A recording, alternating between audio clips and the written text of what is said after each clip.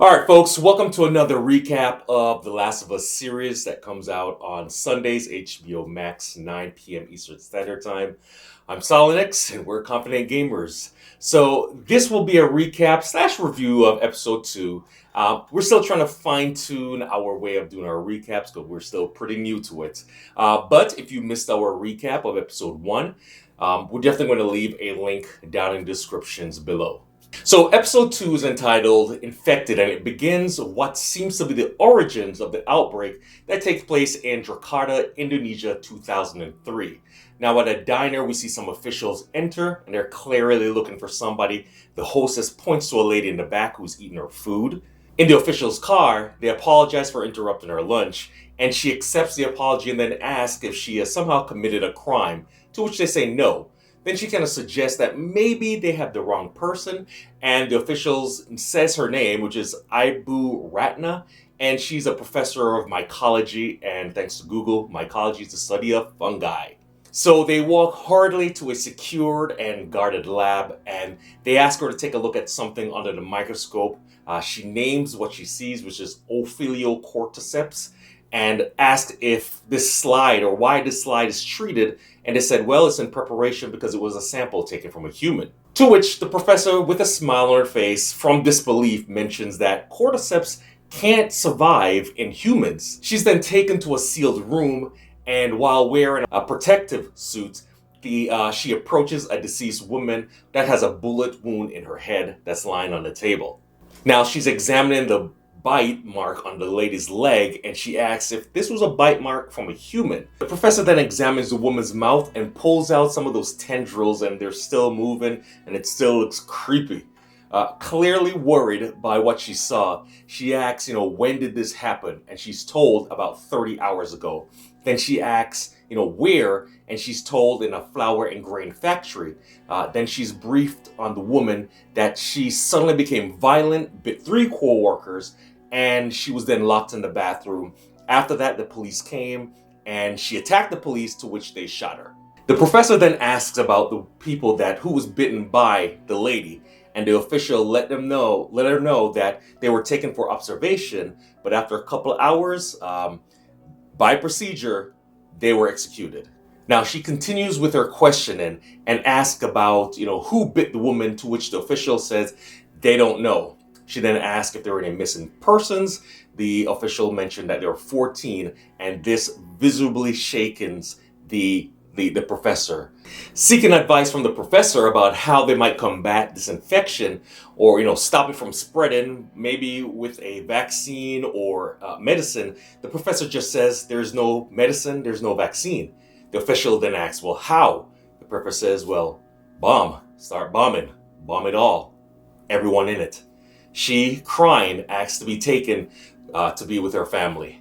Okay, folks, wow. So episode 2 has just started at a high bar. This intro is definitely a change from the game, but I would rather say it's an addition to the source material, and they did it perfectly, just like how they did in episode 1 with the news when we hear about Jakarta. Now we actually get to see possibly what's the start of the infection, and even better or worse, how detrimental it is. Typically, whenever I'm watching a zombie movie or I'm playing a zombie game, I always want to know 2 things. Those 2 things, when and where about the infection. Like, what's going on in the rest of the world? The start of episode 2 answers those questions for me, and it makes it even more scary and troubling knowing that. Eesh. So, after escaping the Boston QZ and heading off into the contamination zone, Ellie awakes to Tess and Joel just watching her, Joel pointing his gun at her and asking her, hey, show me your arm. She tells them that, look, it's not going to get any worse. And then she asks them, why weren't they being swarmed, being out in the open city? Joel and Tess tells her, don't worry about that. Then Tess then asks, why would Marlene have an infected kid? To which Ellie replies that she was not infected. She clarifies that Marlene found her after she was bitten. And Joel responds to her with, why didn't she shoot you? Ellie goes, well, clearly she didn't shoot me. Then Ellie explains to her that Marlene had her locked up doing tests. Tess like counting to 10 and keeping her hand steady. And you know what was impressive? That she didn't turn into an effing monster. Now, as Ellie goes off to relieve herself, Joel and Tess seem to take a moment to relax. Joel's hand is shaking, and Tess kind of notices it. Joel believes that he might have just have a hairline fracture, no doubt from when he was punching the soldier to death. Tess is actually starting to believe that maybe what Ellie is, being immune and all, it might actually be true. She mentions to Joel that Ellie, made it through the night, to which Joel pushes back.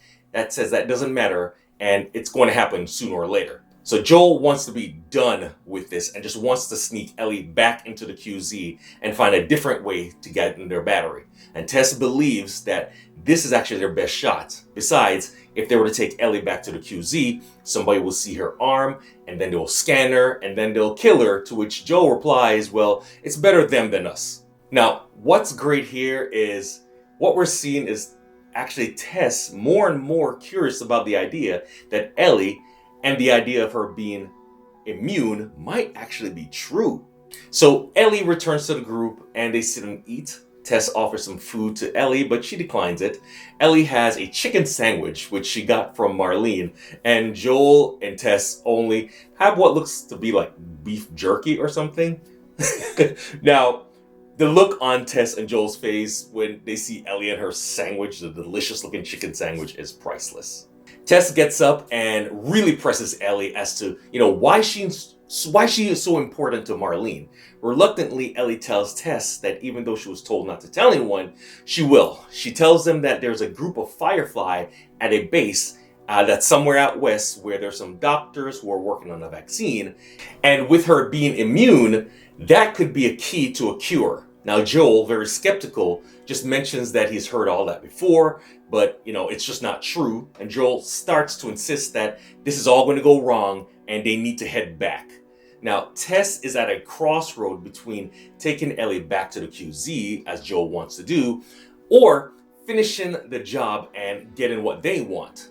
Joel's just not happy about this and mentions that if Ellie even so much as twitches, which at that moment, jokingly, Ellie starts to twitch, Tess just basically says, hey, don't. To which Ellie kind of stops and okay, and Joel agrees to continue. So they step outside and we can see just the devastation of the city. Ellie is just in awe. Ellie makes reference that the city actually looks like a moon, and then she sees this deep crater and asks if that's where they bombed. Tess then mentioned yes, it was where they had to drop bombs on these big cities as a way to slow the spread of the infection. And then she mentions that, it worked in some places, it works there, but not in other places. So here we get the idea of just how much of a lost cause this has been, just trying to stop the infection. Just like the start of the episode in Jakarta and how hopeless the professor was, it seems the same here in Boston. Also, notice what Tess said. It slowed the infection here, but not in other places. So that just meant that the most they could do was slow the infection by destroying cities and people, and that is just a scary thought.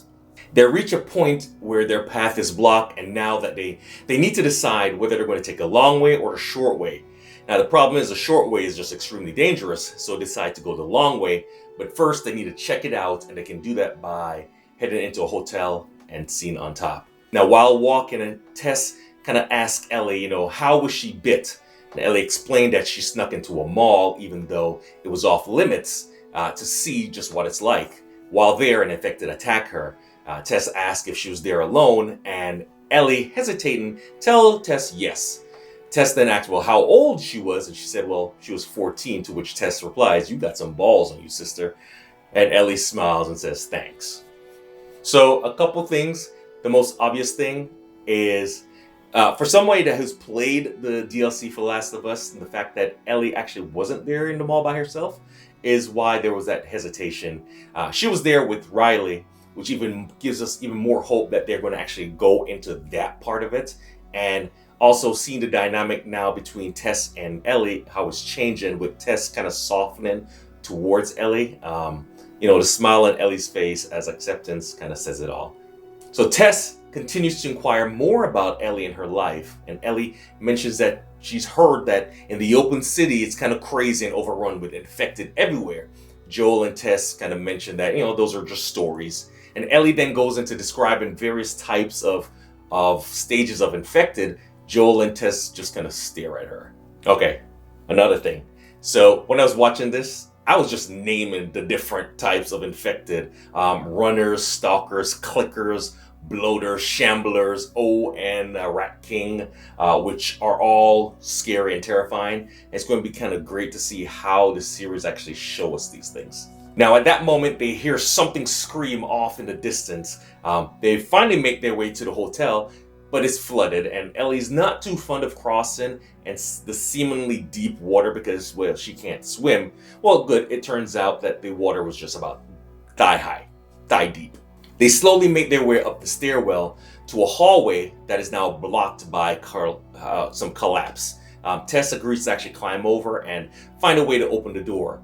This gives a chance for Joel and Ellie to quietly, kind of be there together. It's just awkward, and Ellie starts to take out her knife and flip it, to which Joel kind of compliments her and asks her, where did she learn to flip the knife? And Ellie sarcastically answers, the circus. Ellie then starts to ask Joel questions about where he's from, to which he mentions Texas. She asks about Tess, and Joel mentioned to her Detroit, which is in Michigan. Ellie snaps back with, I went to school, I know where Michigan was. There's just this awkward moment of silence till Ellie starts asking about how long the infected live, and Joel answers her, telling her about, a month or two, while there are some that can be crawling around for 20 years. Ellie asks if it's hard for him to kill those infected knowing there were people, to which Joel answers sometimes. Tess then makes it around and opens the door, but she just looks worried and distressed. They get to the balcony only to see just tons of infected crawling in the streets. As a break in the cloud moves the sun across the horde, they seem to move in sequence, and Ellie kind of mentions that they're connected.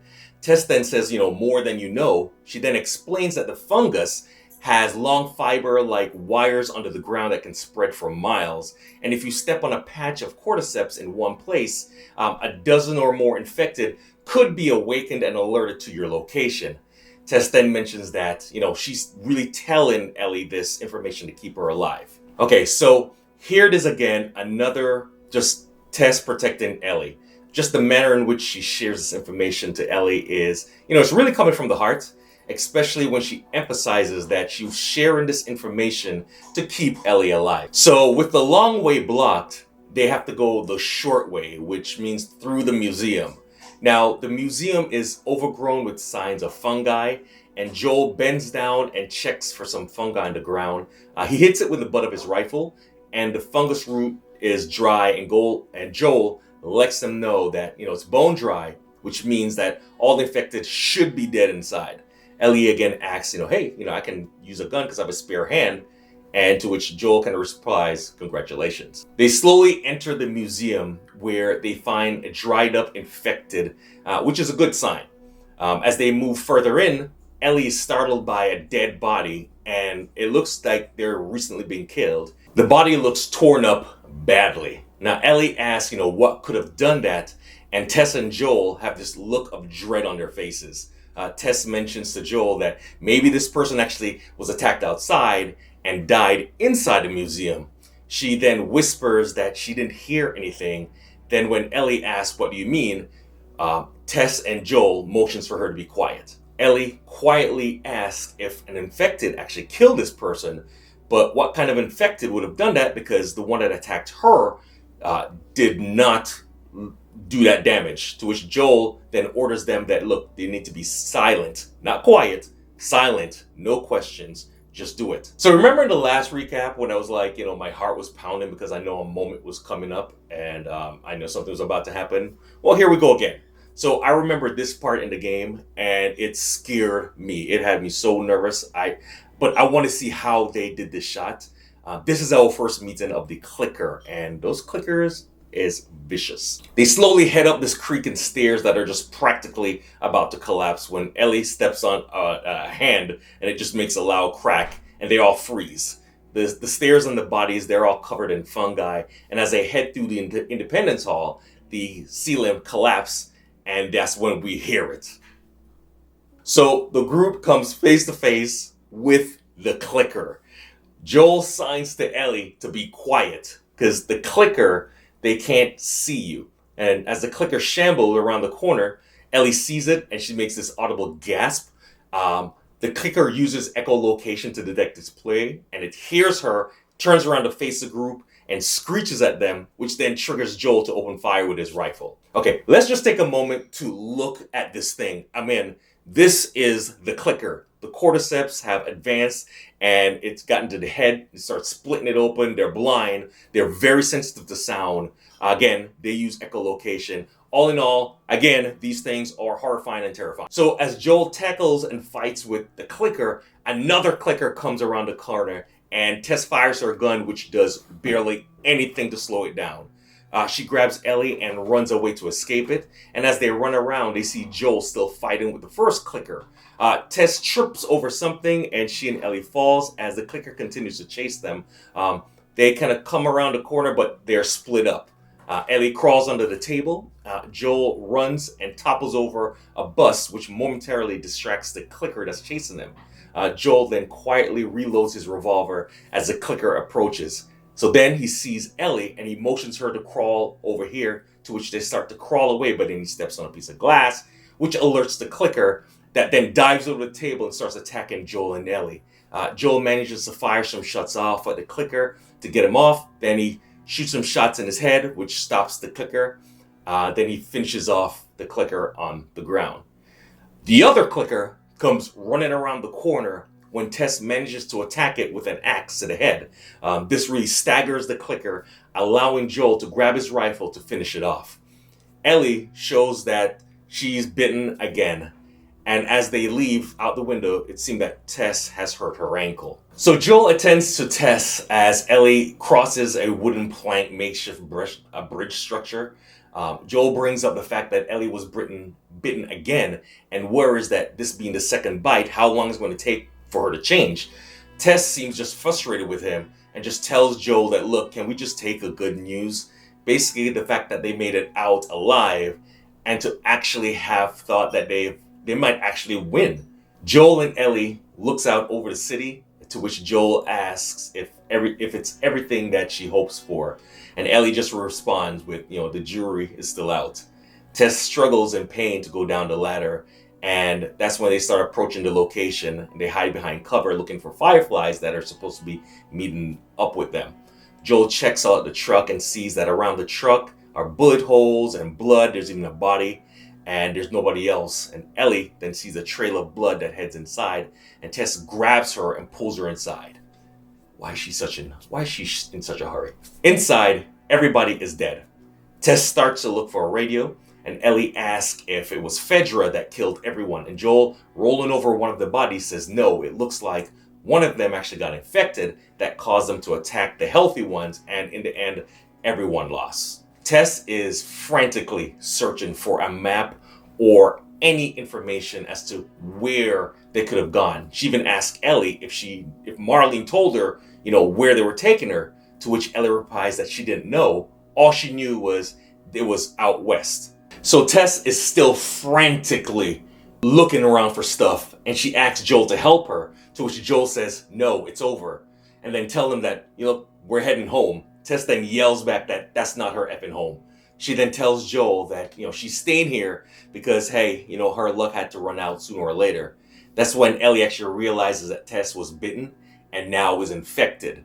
Joel tells Tess to show him where. Then Tess shows a bite on her neck and shows that it's spreading. Tess then tells Ellie to take off the bandage and show her bite, and it shows that there's no signs of infection or anything like that. Tess states that Ellie is real and that he needs to get her to Bill and Frank's. We notice that the infection is getting worse as Tess's hand is starting to shake. Tess pleads and tells Joel that he's going to take Ellie to them and that this is his chance and he needs to get her there alive and make everything right. Okay, so Tess sees that this is a chance for redemption for both her and Joel. Like she told Ellie earlier, they're not nice people. I have no doubt that in order to survive, that they had to do some messed up things. So right then, an infected tries to get up and attack the group, to which Joel shoots it.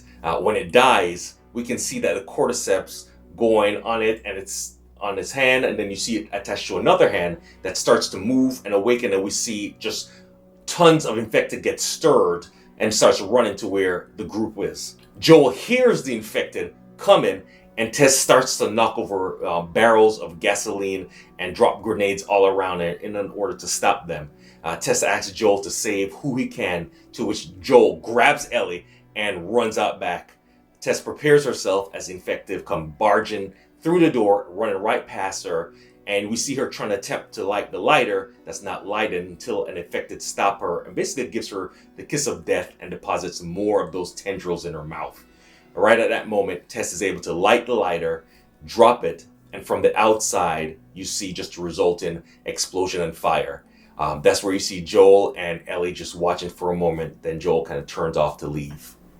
It's the end of episode 2. Okay, all right, folks. So easily another great episode, and even with the changes that they made from the game, those changes I think was just perfect. I just want to touch on 3 of those changes that I kind of really love. The first one was, again, how they started the episode and giving that background to Jakarta and the professor, and how virtually the infection is unstoppable. It just has a level of hopelessness. Secondly, was they changed how the spread happens. In the game, you had spores, so characters had to wear a gas mask to prevent the spores from getting in them. Now, the makers of the series kind of mentioned that while that worked in the game, it was just not practical to go, the spores route, because the spores wouldn't just exist in one area. Essentially, they go where the wind blows. And again, I love how they are pulling from more of nature about how the fungi has a vast network of roots that can communicate information over a large area. Great point. I love that change. Thirdly, was just the way how Tess dies. In the game, Fedra actually tracks them down, and then there's a shootout, and then Tess gets hurt. She stays behind, takes a stand so that Joel and Ellie can escape. She ends up dying in the shootout. Yeah, I love how they do this. So, watching also the inside the episode highlight is a must. Look, I'm just super thankful that they're staying to the source material and that they have folks on board to keep close to that. And if this is successful, I can really see them doing, a part 2. So, kudos on that. And we really want to know from you guys if you enjoy these recaps. Hit that like button. If you want more, then let us know. And of course, if you want to support the channel, please, hit that subscription button, hit that bell to let you know when new videos go live. Really enjoying this episode. I think they're doing an excellent job. This again shows that, there can be good video game adaptations to movies or, something live. And we need to see more of this. Keep to the source material. Have somebody that actually knows the source material and can direct it. It makes money. All right, guys, so that's the end of it. Can't wait for episode 3. Let us know in the comments section below if you're enjoying this and what's your favorite part in episode 2, and just your overall thoughts on the series as a whole. I think that's it. Till then, next time, I'm Silent X. We're Confident Gamers. Real gamers keep gaming, guys. All right, peace.